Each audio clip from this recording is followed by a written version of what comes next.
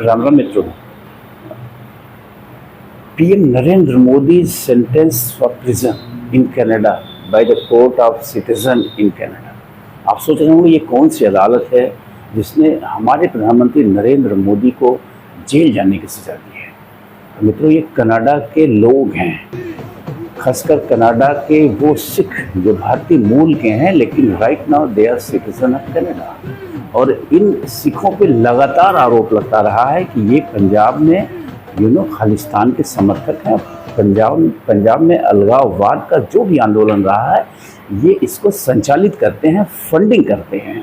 और दुर्भाग्य ये है कि वहाँ इनकी संख्या ठीक ठाक है, वहाँ की राजनीति को ये प्रभावित करते हैं। और इसी वजह से वहाँ के जो प्राइम मिनिस्टर जस्टिन ट्रूडो हैं, वो इन खालिस्तानियों का समर्थन करते हैं और उनके लिए लड़ते और बोलते हुए दिखते हैं। और यही वजह है कि आज कनाडा और भारत के रिश्ते बेहद ख़राब हो गए हैं। इतने ख़राब हो गए हैं कि भारत ने अपने सारे राजनयिकों को कनाडा से वापस बुला लिया है और कनाडा के सारे राजनयिकों को निष्कासित कर दिया है, भारत छोड़ने का आदेश दे दिया है पिछले दिनों। तो कुल मिला के कहने का मतलब ये है कि राजनीति का स्तर इतना गिर गया है, ये वैश्विक स्तर पे गिर रहा है।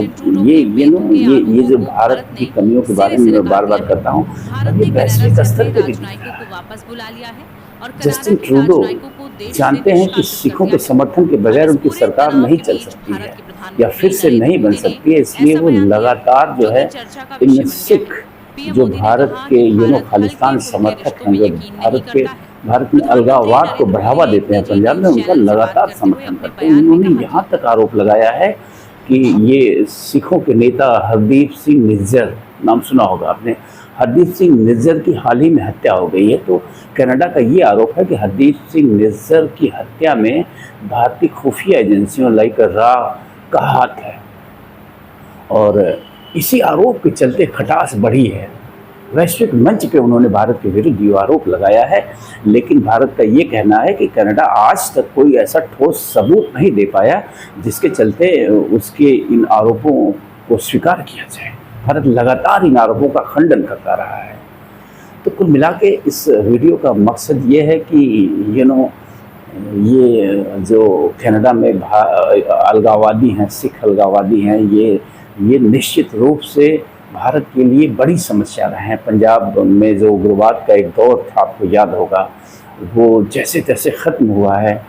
अगर ये जो निज्जर जैसे लोग अभी भी जीवित हैं कनाडा में और जिसको वहाँ की सरकार समर्थन कर रही है, तो वो ये किसी देश के लिए अच्छा नहीं है।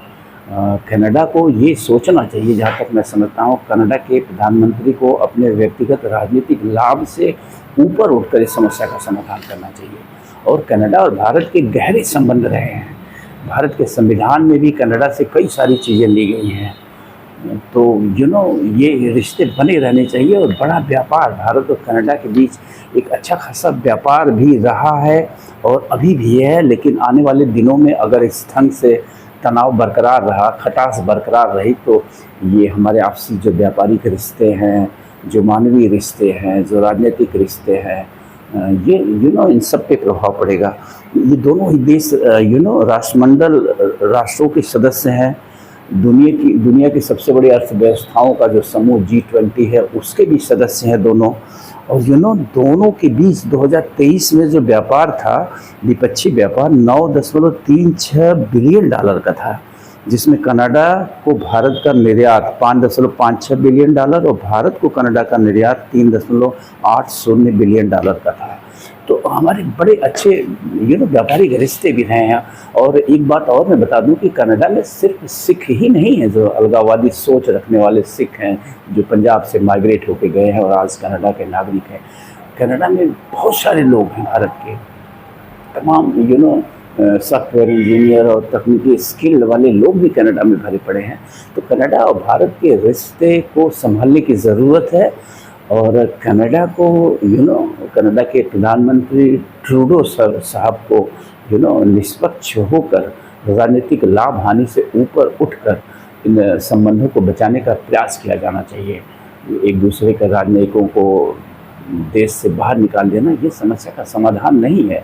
अगर अगर कनाडा सरकार को ऐसा लगता है कि भारत की एजेंसियां निज्जत की हत्या में इन्वॉल्व है तो ठोस सबूत लेकर आए। भारत तैयार है उन सबूतों को देखने के लिए, उस सबूतों की जांच करने के लिए। तो कुल मिला के ये एक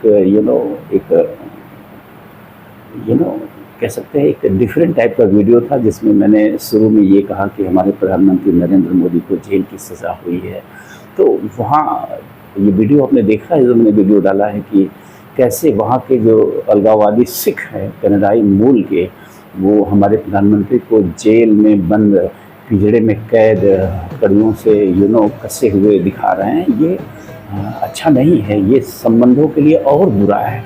कनाडा सरकार को गंभीरता से इस ढंग के प्रदर्शनों को ध्यान देना चाहिए।